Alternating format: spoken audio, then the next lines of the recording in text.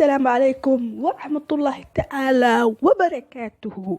halka aad toos nala socotaan waa channelkeeni, waa channelka bulshada ay leeyihiin, waa channelka bulshada u soo gudbiya waxyaabaha faa'iidooyin ku qabaan, waa channel u taagan dib u soo nooleynta diinteena islaamka.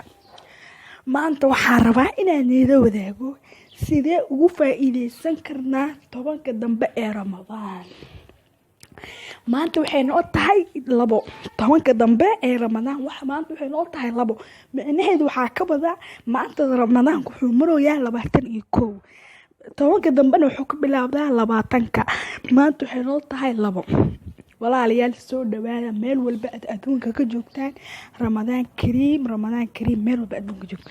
okay warkayaan u sii dheereenin, waxaan rabaa inaan toos u galo sidee ugu faa'iideysan karnaa tobanka dambe ee Ramadaan. waxaa ugu faa'iideysan kartaa in aad badisid cibaadada Allah subxaanahu wa ta'ala. inaad badisid cibaado markaa aan ku dhahayo cibaado waxay ahaan kartaa salaad la dukanayo, qur'aan la akhrinayo, sadaqa la baxsanayo, dad masaakiin wax la siinayo, wax ay cibaado ay ahaan kartaa. cibaado markaa ku dhahayo waa isku jiri kartaa.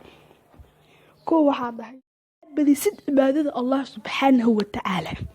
2 in aad iska yareysid xumaanta aad ku soo sameyn jirtay adduunyada inta la gaarin bisha Ramadaan ka hor. 2 waxaa ku dhahay in aad iska daasid xumaanta aad ku soo sameyn jirtay markii hore inta aan la gaarin bisha Ramadaan subxaanahu wa ta'ala. ogow tobanka dambe waxaa ku jirta haween ka khayr badan 1000 haween. laylatul qadri khayrun min 1000 shahr. walaalayaal aan ka faa'iideysano tobanka dambe ee Ramadaan. labadaas qodob ayaa ugu faa'iideysan kartaa.